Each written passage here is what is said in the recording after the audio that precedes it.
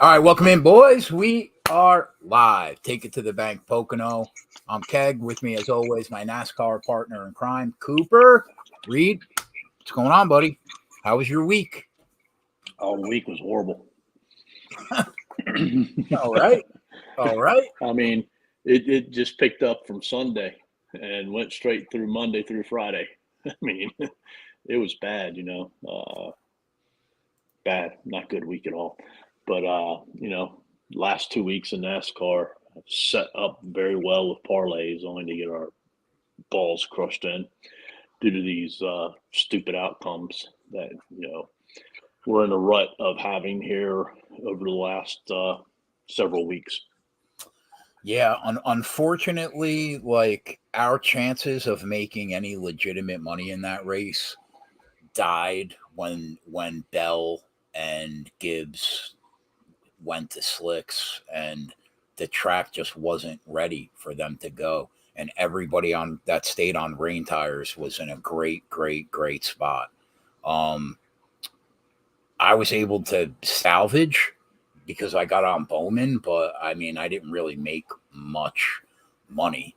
But it is what it is. I mean, you made 20 units last week, Cuckmucker. Don't say you didn't make much. I did? Yeah. You started the month off great. Oh, yeah, but I think the first race was in July, wasn't it? Like I think we had a second race in July. That's why. No, that was the first race. Oh, I don't know. Maybe. Yeah. Okay. All right. Well, whatever. It's going well. I've made 60 units in the last 75 days. You want to switch where we're at in the month of July? I'll be more than happy with it. Yeah, listen, bro. All right, like you're making 60 units a month sometimes. All right, it took me over 2 months to do that. But yeah, it sucks. We were in a great spot to really crush. But what are you gonna do?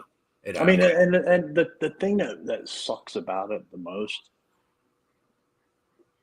is you're in a great place and you got all these units to be able to spare, to be able to get on the right driver. But the way the races have flowed, it's not allowing you to do that. Right. And you're getting, which makes it even worse. Right. People always ask, like, why the parlays all the time? Like, number one, it's because the prices in the outright market have just gone in the toilet. I mean, they're on the favorites, on the people that have the best chance to win the race. The odds have gone in the fucking in the dumpster, right? But when we bet these parlays, it's really only for one reason only, to be able to leverage the field in the in-game market. Like if you're set up well on 4 or 5 where you could really pick up 15 to 25 units if they win the race, it gives you an insane opportunity to get on whoever you think during the race is going to win that race. And at great numbers, you can go early if you want to fire, and you don't have to worry about how you're going to get crushed late. But like you said, the way these races are playing out, it's not really allowing us to be able to do that. Nope. Yeah, it sucks. There was no up until that pit stop. There was no reason for you and I to make a single bet in that race. And then once the pit stop happened, we were scrambling. And to be honest, the only reason that you didn't get that 8-1 is because you got up from the chair at the wrong time. Well, no, that's not the right reason. The right reason is because I did get up from my chair, but the reason is my fucking headphones weren't working. Oh, okay. Okay. Because I can always hear you. Oh, okay. Okay. All right. And that's what the reason was. So that will never, ever happen again. Fair enough. Fair enough. I'll tell you, I felt bad for our guy, Adam Meyer, because he called it out and he was like, man, that kid's getting good, Coop. we groomed one. He's better than 90% of the people in the space right now. But like he's like, why are these guys ever gonna go down pit road with 20 minutes to go in the race? And I was like, that's a good point. They're not. They're definitely not. And when he looked at it, it was 12. And then I dropped my head. I tried to put it in at 10. It wouldn't go through. I got it in at 8, and the fucking poor kid never got it in. He never got it in. The sad part of it is I agree with everything you said about Adam, but he's not the only one. No, We've groomed many others. I agree. The truth to the story is they're going to be better than us one day. Probably. Because those motherfuckers understand how to bet other sports that we don't, and they're getting phenomenal numbers. You know, like I'm looking at this one guy, you know, in the chat. Hold on. Let me pull it up real quick. You know, I got Dietrich at 120, Aberg at 17, Fleetwood at 25. You know, Aberg and Oberg and Fleetwood probably opening numbers, but he got Dietrich at 120. You know, obviously some type of parlay. Right. But I mean, you know, they're doing it in multiple sports using, you know, that's, and I think a lot of it is they're using the sport that we don't like. Baseball. Yeah. You and I only got about 4 bullets in the gun, Coop. We could do this full time at only a few sports, and like I don't bet it. I don't bet anything else unless we're just fucking around. Like I just can't. I cannot start tying shit to baseball. I can't do it. I can't. It's against it's against everything I stand for. My messing around has pretty much stopped, man. Like, you know, I know you got some soccer plays. You know, no way. I'm not putting shit on soccer, man. You know, no. Tennis, no. No. All right. So we moved to Pocono. What's your thoughts on the track? Obviously, there's no real comp to this track. It's shaped weird. Oh yeah, it's its own unique place. Used to be a big gas mileage race until the stages came through, and you know that's eliminated a lot of that piece. But if you really look at it, it is a racetrack where a lot of the winners have not led a lot of laps. So I know there's not a lot of laps to begin with, but still, you know, we're talking, you know, high teens, high single digits, you know, that type of stuff. So it's something that could, you know, screw us again at the end, unfortunately. Do you think that we're going to see guys like only taking gas on the last pit stop or 2 tires? We used to see that. Did tires mean anything today? No. So, yeah, I don't know. Probably. I wouldn't be surprised. They basically meant nothing. I mean, Coop, all joking aside, Corey Heim didn't go down pit road the first pit stop, and he was running faster than the guys that just pit. Like, nothing makes sense anymore. Like, I get the clean air. I understand he was out front. But, I mean, like, tires just mean nothing. It's I mean, we could definitely see some 2-tire pit stops. We could see some, you know, like you said, gas-only pit stops. So, you know, who knows?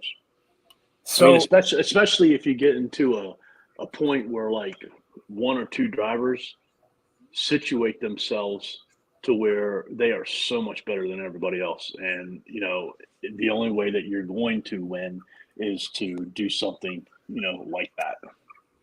Right.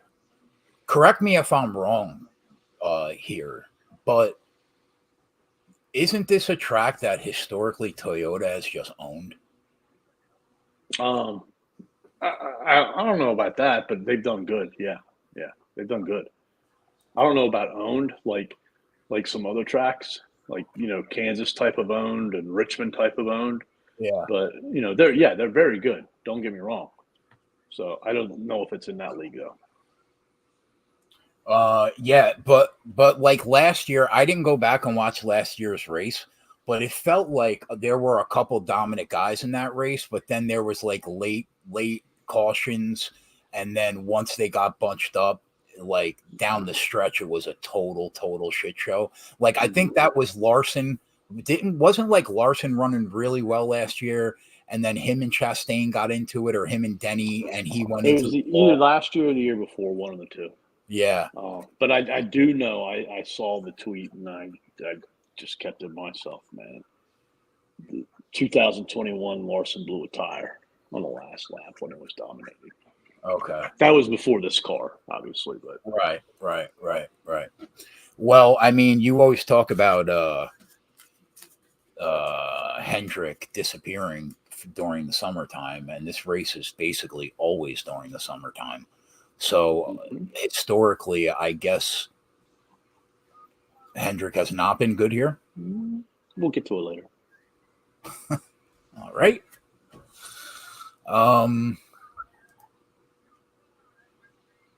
From a manufacturer perspective, how would you rank them this week? Toyota, Chevy, Ford. Yeah, that's where I'm at too.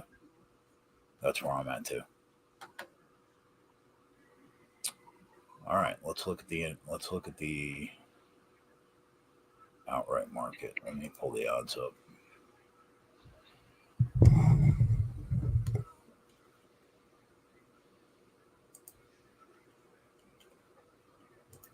All right, I'm using Bet365. So Denny is your odds on favorite at plus 350. Jesus Christ. That's low, man. I mean, listen, he's been the best driver in the package probably all year, if not number two, but that's really low. I mean, especially for a track like you say, where the best car in the race historically hasn't really won these races. It's tough to pull the trigger on Denny Hamlin at plus 350 this week. You're definitely going to have to get that number up, but I don't know how you. I mean, how do you not have him as one of the front runners to win the race, right? I think he should be the favorite at 500, not 350. Right. He's done very well here. This is the race where we won multiple bets at a couple years ago, due to Oh yeah. him and Kyle Busch being DQ'd. Yes. Um, But if you look at the numbers, Denny's been right there or won, basically the last three races here. He's been the only guy to be top three in speed in both next gen races at this track. So yeah. So yeah, I I have no issue with him being the favorite. It just should be 5 in my opinion. I'm with you. I'm basically with you. After him, Kyle Larson 5-1. I again, like he's been so good in this package. So like, yeah, it's really hard to not have a ticket in your pocket on him this week. Exactly. Yep. I put him right behind Denny. You agree though that this number's probably a little low too? 6, I think. 6. Yeah. Yeah. But yeah, I mean, I'm with you. I think that he could. These are the only two guys in the race that could just really go out there and lead a ton of laps, I think. I mean, I guess you could make an argument for Bell and Reddick and Gibbs, I guess. And maybe, I don't know how I feel about, we'll get to Marty. I don't know how I feel about Marty this week. He's been very good here in the past, but he doesn't have that same 1.5 speed that he had last year. Like, he's just not as good as Bell, Denny, and Reddick and Gibbs. So I'm not sure how I feel about him. But yeah, I'm with you on Larson. Gotta have him. I gotta take him in the pocket with him. Got the number up. Chris Bell 6-1. No, there's no better car in NASCAR right now than Chris Bell, I think, over the last, I don't know, 7 weeks, maybe 6 weeks. And like you always talk about, momentum matters in NASCAR, and he certainly has it right now. I mean, he should have won that race. Another race he should have won, right? Last I mean, week. he's won one race over that time, right? Yeah, but I mean, he's had some crazy circumstances, like not being able to get by Blaney, which his motor ends up blowing up. Should have won that race. Should have won last week. Mm-hmm. I mean, like, it's hard to argue right now that he doesn't have probably the best car right now in NASCAR. 100% agree. He's done it on different track formats too, Right. not just one. The one race that he did win was rain shortened, so that's kind of crazy. But I don't know. I don't know if it's his track history here. I'm just not feeling Bell this week. Really? Yeah. Okay. I don't know why. Maybe it is all the shenanigans that's gone on, and why is it going to stop? And maybe he's due for some himself. Where would you rank him in the spectrum of Toyota this week? Oh, I got to rank him behind Denny. I just don't feel right with him for whatever reason. Something's just not saying, and I don't know if it's a track history or what, but I don't know. It could be the number. I don't know. It's just something right there is not clicking me on Bell. That's fair. After Chris Bell, I have a Bell ticket in my pocket. After Chris Bell, Tyler Reddick 7-1. He was top 5 in speed here last year, top 10 in speed the year before that. So he's been fast here in the past. And he's probably been the third best car in this package this year. So hold on. Is Bell not the third best car? I don't know, Coop. I think if we're taking the totality of the whole year, I think I would still have Reddick above him in the intermediate package. But I wouldn't argue with you if you ranked it Bell then Reddick. I wouldn't argue with you. But I don't know. I kind of feel like on the whole, like Reddick's been very good on just about every single mile and a half that they've run this year. I know that this is longer, this track's bigger, but I mean, he's been good here. He's been fast here. He's got speed here, and I expect him to have speed on Sunday. I haven't decided if I'm going to bet him. I think I am. I think I am, because like to me, I think I just don't have faith in Marty. Like Marty's been very good here too, even recently. Like he was the second fastest car on the track here last year. But if we're being fair, this is right around the time last year where he turned into like no, actually that's not true. How many races until the playoffs start? 5, 6. Yeah, so maybe about a month ago. Is when his car turned on last year. So he was probably the best car on the track at this point last year. The year before that, he was 10th in speed, and he is not the same. It's not the same car. So I think I would put Marty this week behind Reddick and Gibbs, because Gibbs has been very fast too, especially lately. He was in the beginning of the year, then it kind of fell off, and lately it looks like he's got speed back. So I think I might be on Reddick this week. Like Reddick and Gibbs are what I'm kind of deciding. But what's your thoughts on Reddick at 7-1? I don't think I would bet him at 7-1 straight. Like that number should probably be 9-1 maybe, or 850. But yeah, if you can get the number up, I'll probably have a ticket in my pocket. Where you at? He's 10-1 on FanDuel. Okay, that's better. So I don't think Reddick's too far behind Chris Bell when it comes to this guy should have won this race here recently. Yeah. Because he's had a couple of those. It's just he hasn't been able. It's either something wrong at the beginning of the race, or he comes on strong at the end of the race, or he's good at the beginning of the race and something happens at the end of the race. And I think there's a race coming up, and I don't know, it could be this weekend, where he's just going to go out and dominate. You know, you can make an argument that if he doesn't hit the wall last week, he probably wins that race. He probably Maybe. I feel much more confident saying if there was one more lap left. Yeah. You know, Yeah. but it would have been really close. But I think he's being slept on by the book a little bit at 10-1. I don't know. I could see this being a race where he just goes out and dominates. So I'll be on Reddick.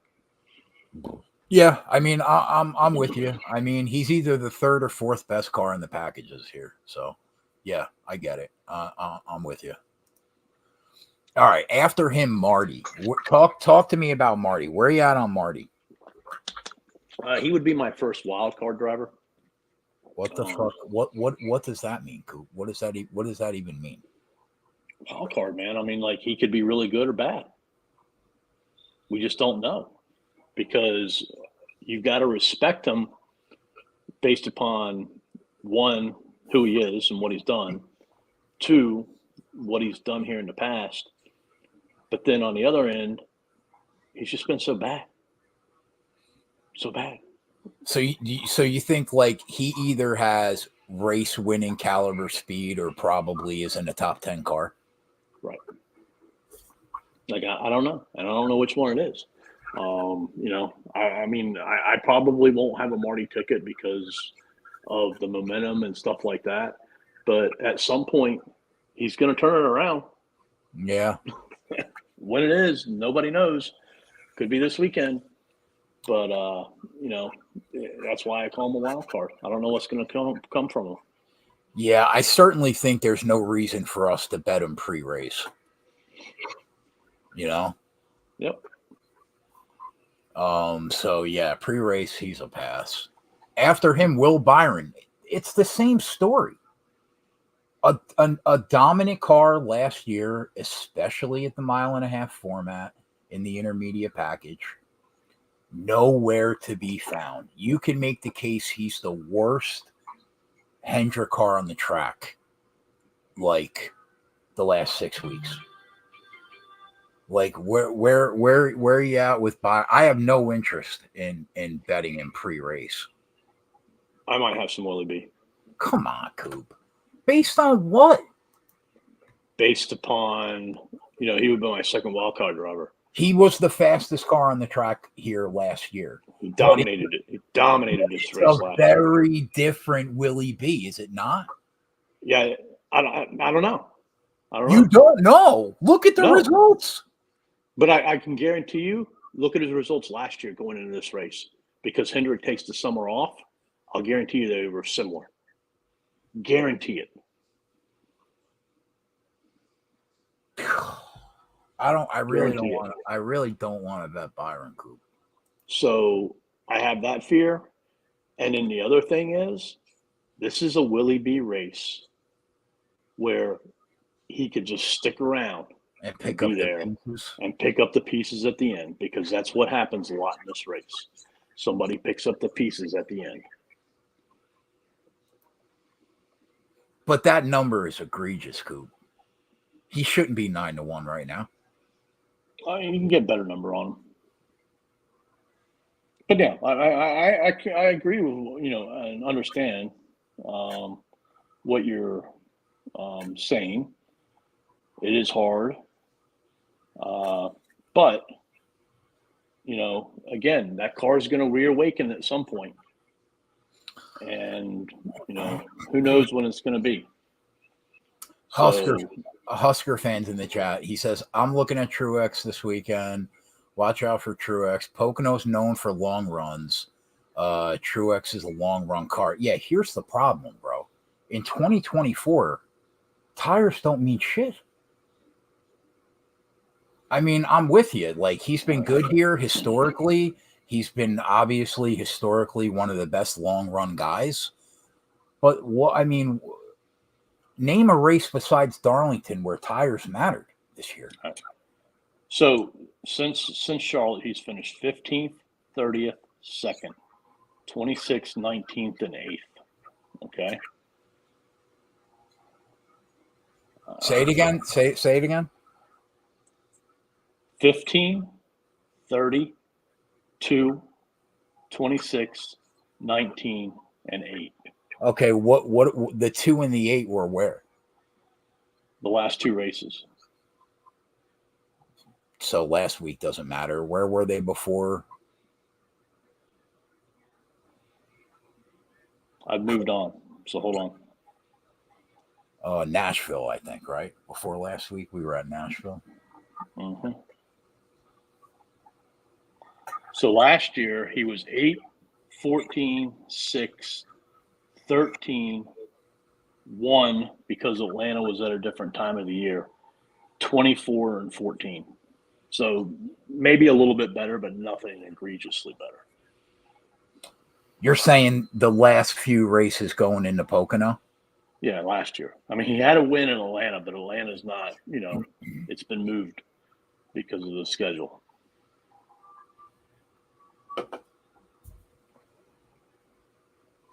So, I don't know. I mean, I can definitely see, reasoning of not paying him and things like that, but at some point, something's going to happen, and he's too good, and he did it last year, so why can't he do it this year? I mean, I guess, like, you really don't have to bet that much to get a 10 or 11. I don't know what the best number is that you can find in the market, but that's not the worst starting point. But I really did not want to bet Byron this week. No. All right, after him, Elliott 14-1. What do you think about Chase? No, he hasn't been good in this package. Yeah, all the success has been the short track. Mm-hmm. After him, yeah, I'm with you. I'm not running to the window to bet him this week either. Gibbs 14-1. I think it's almost impossible to not be on him. I hate betting somebody that's never won a race before, and we just continue to bet this kid. But I mean, how do you not bet him this week? I mean, if you look at, he finished 5th here last year, which is one of his best finishes of all last season. So he's had much better results this year. So if you think that he's going to, compound that, make it better, very good. And then if you look at the year, the equipment, the car that he's driving won the race the year before he was disqualified, and Kyle Busch. So, he should be good. I agree with you. It's hard, but like on these road courses and in this 1.5 mile package, he's been his best this year. Yeah, and to be honest, like, other than the people that we've mentioned, who's been better than him in this package? I mean, you can make the case for Buescher and Keselowski for sure, but they would be the only two besides who we mentioned. I think pure speed is probably top 5 car in this package. Not finishes, but pure speed. Yeah, I mean, yeah. It's been Larson and Toyota, really. I get it. Yeah, got to be on him. It's a little crazy that him, Elliott, and Blaney are the exact same price, because they are not the exact same speed. Mhm. All right. After Gibbs, Ryan Blaney 14-1. Where you at on Blaney? I mean, outside of Charlotte, he really hasn't shown much, right? On mile and a half. No, he has not. He did. I don't know. I think the whole question is Ford in general. Like, is Ford going to show up with speed this week? Or I not? kind of think you can count on Kez and Busher to show up with some speed in this package. Why not Blaney? Because he like Penske just hasn't been as good as Roush in this package. I mean, right or wrong. Yeah, I mean, he would probably be my third Ford or second Ford. So, Like, I bet you if we pulled up the results, Chase Briscoe, in terms of average finish on a mile and a half this year, is probably higher than every Penske car. could be. There's more variance though on those mile and a half tracks than what we're going to see this weekend. Yeah. Typically at Pocono, there's not a lot of cautions, and then when there are cautions, it's usually a single car spin. Yeah, that's fair. That's fair. So it's really about the speed, and they're going to have the speed more than what they can rely on variance to pick them up positions. I kind of like. I just don't know if Keselowski or Busher can hang with Larson and those Toyotas. It's a tough ask, man.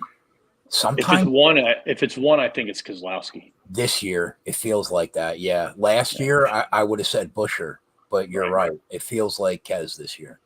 Kez has good history here. You know, a lot of it was with Penske, obviously. You know, when they were much better, but he would probably be the one Ford that would interest me in a bet. In terms of like a winning ticket. I mean, I don't even know. Can I get him for 25 or 28? This is what do you think this is? 2020?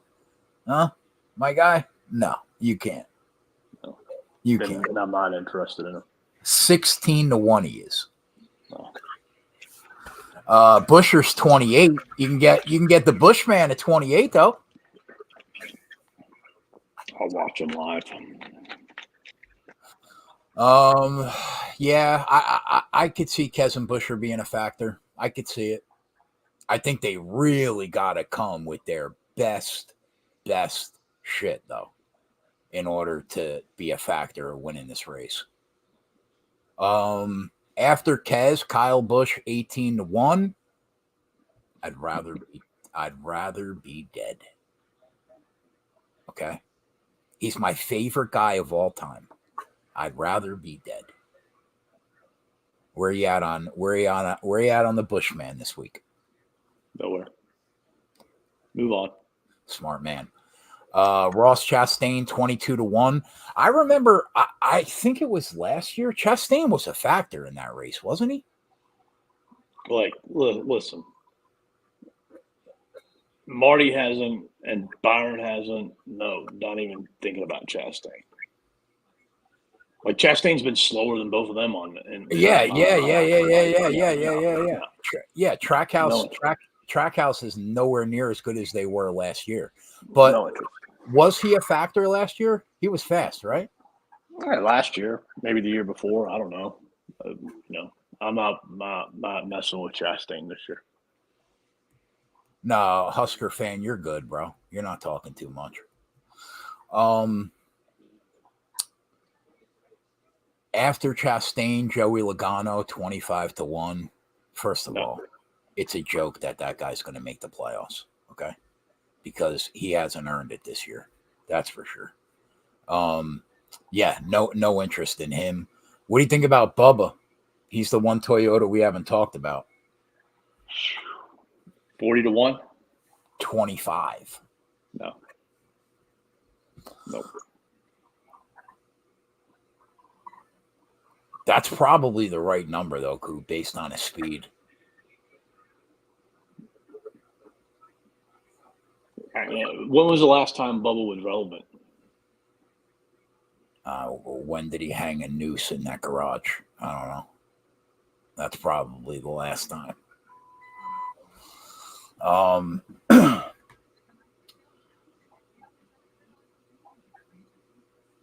He did show up. Let me ask you this: like, would you rather spend your money on Bubba or Ty Gibbs to win? Oh, that's not even a question. Ty Gibbs. Okay.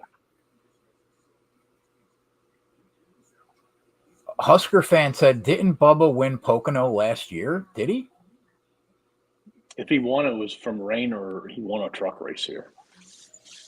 I don't know. Actually, I could check that. Let me check that real quick.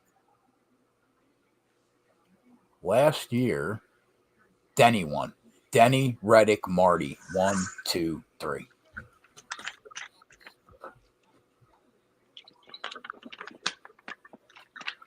And all those cars were in the top 6 all day.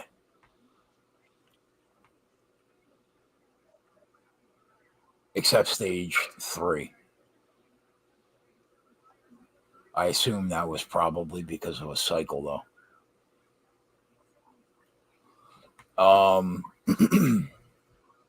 There's nobody have any interest in moving down the board. Nobody.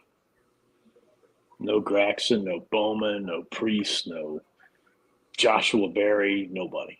What do you think Josh Berry could top 10 this week? Don't say no, you fuck. Me and Meyer bet him. I don't think so. That's a timeout. Normally, I don't give timeouts on podcasts. That's a 30-second timeout. That's just egregious to say that out loud. I mean, you're supposed to be like, yeah, man, yeah, he could top 10 this week for sure. Yeah. Come on, Coop. State your case to why he can top 10. Coop, he's You're not off to a good start. You sound like Joe Biden. You're just blowing smoke. Hee-haw, anyways, blah blah blah. Like, give me the stats. Why should he top 10? Coop, he has been very, very good this year. Don't say, yeah, in the short track package. Don't say that. He's been better than we thought in the intermediate package too. Look, Barry's been better than what I thought he would be this year, but it's not like he's lighting the fucking world on fire. I mean, we had this conversation a couple weeks ago, and he's like 23rd in the points race. Yeah, so? That means he's 23rd. 23rd. There is one long shot that I think I would take. By the way, great job at selling me on the Josh Berry top 10. Yeah, you know what? Coop? Fuck you, bro. You don't deserve to be sold. All right. What about Chase Briscoe at 150 to 1? You don't think that's worth a sprint to win the race? Yeah. Listen, all right. First, he's got a good shot to be running in the top 10. You just told me there's a good shot somebody could pick up the pieces here. I mean, he's been very good on 1.5 miles this year.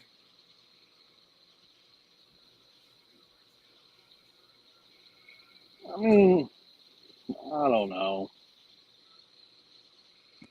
Who do you think that long shot guy is that can hang around in the top 10 and be fourth when the race shits the bed? William Byron.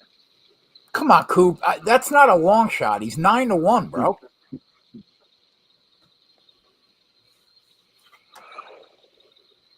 Kevin Harvick, Denny Hamlin, Kyle Busch, Martin Truex, Kyle Busch, Ryan Blaney, Kurt Busch, Matt Kenseth, Martin Truex, Dale Jr., Casey Kane, Jimmy Johnson, Jeff Gordon, Joey Logano, Brett Keselowski, Jeff Gordon, Denny Hamlin, Tony Stewart, Carl Edwards, Casey Kane, Kurt Busch, Jeff Gordon, Denny Hamlin, Kurt Busch, Carl Edwards, Jimmy Johnson, Tony Stewart. Do any of those names ring a Chase Briscoe? There's a lot of NASCAR Hall of Famers on that list, Coop. Yeah. A lot of NASCAR Hall of Famers. Those are the prior winners of this race going back a long way. It just doesn't ring Chase Briscoe.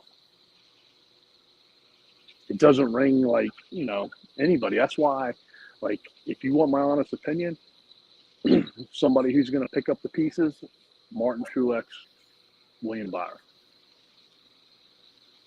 I could see Kes and Buescher picking up the pieces too. Possible. I think you can. I think that they're going to really have to shit the bed to not be running around in the top 10 this week. I don't know about Buescher. I'm not sold on him. Kes, you can sell me on him.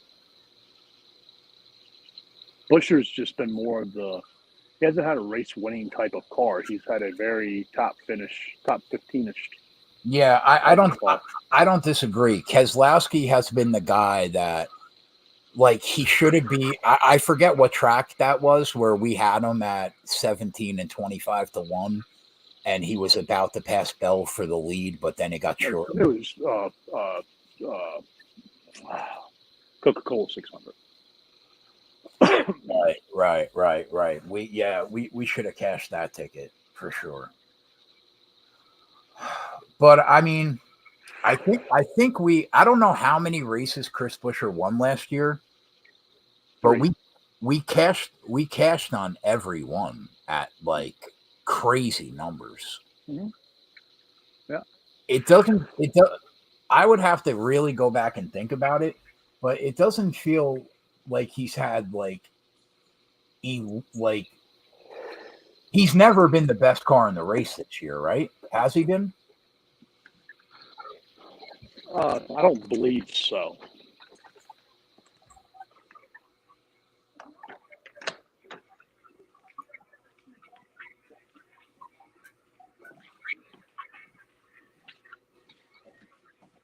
I'm trying to remember. If you had to pick up, I'm going to sum this conversation up real quick. If you had to pick between Truex, Byron, and Buescher to win the race, who would you pick? Probably Marty. Okay. Who would be second?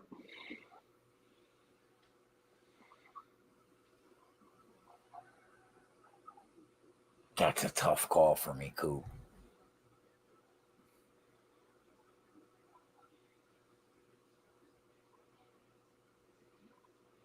If I'm going off this year, Buescher. If you're going off this year, it'd be Buescher? Yeah. You're kidding me. Yeah. You're giving Willie B no credit whatsoever. He's got more wins than Buescher. Yeah, he does. He's got 3. He's been faster than Buescher. But they were all at the beginning of the year. And one of them was Daytona. That doesn't matter. Yeah. And he's been faster. I think with Buescher, it's the same thing. What you're saying with Marty and what you're saying with Byron, they just haven't been fast. Buescher just hasn't been fast in this. And I think all you're doing is trying to find a number. He was the second. He finished second at Kansas. He finished second at Phoenix. That's the beginning of the year. In 4 of the last 6 races, he's finished in the top 5. What the fuck are you talking about, Coop? That's the beginning of the year. No, in 4 of the last 6 races, he has finished. What have they been? What have those races been? Nashville, New Hampshire, Sonoma, and Wilkesboro. None of these package. None of this in the package. All right, what about Kansas? That was in May. May. Yeah, beginning of the year. The beginning of the year, he said. This guy. Ankle stretching. I'm very disappointed in Will Byron this year. I mean, he cashed the future for us. He got over 2.5 wins. We got the win total. But I thought this, based on last year, I thought this was going to be Willie B's year coming into the year. Still could be. Yeah, I guess he could show up late. Here's something to figure out. Adam Meyer can do this research. Did William Byron's downfall start when Mrs. Blaney left him? I didn't even know Mrs. Blaney was with him. So maybe, I don't know. Who is that? Ryan Blaney's sister? Yeah. Used to date Byron? Yeah. Oh, she's a dime too. She's a good looking girl. Yeah, now I remember. I wonder if they coincide with each other. You could, for sure. If the dates line up, women fuck you up, man. Milo said the Byron downfall started when he got the plastic bag stuck on his grill.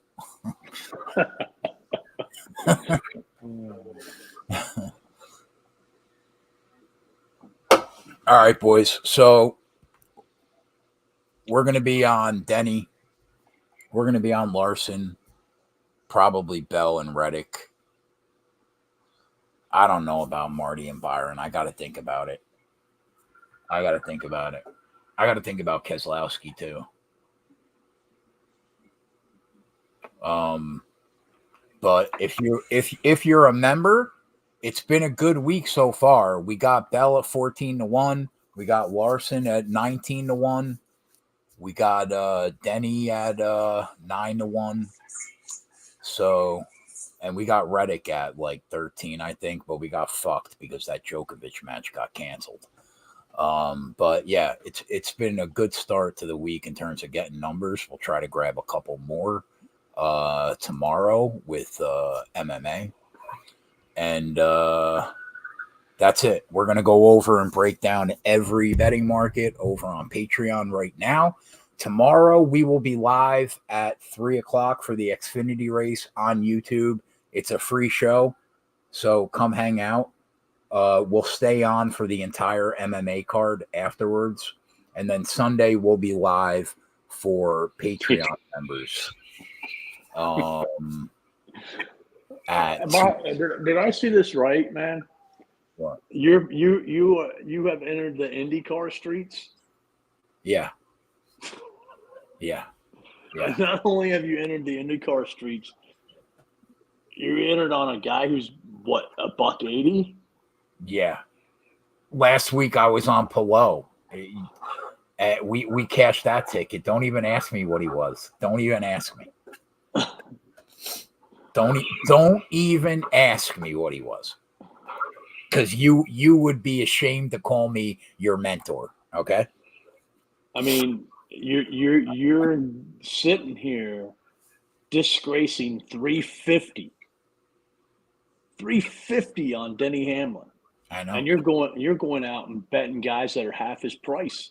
Well, because I made my living on NASCAR, and I have a certain kind of way I bet it.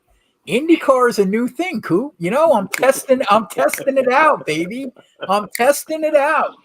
I want to see what we're working with. First of all, the guys won like 6 out of the last 7 races at this track. I mean, do you know the guy's name? Joseph Newgarden. Can you name 4 other Indy drivers besides Alex Palou? Yeah, Pato O'Ward, Palou, McLaughlin,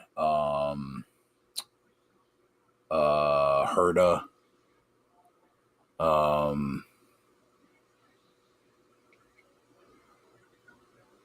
That might be one more, man. One more. That might be the extent of it, Coop. Oh. That might be. Oh wait, let me think on it.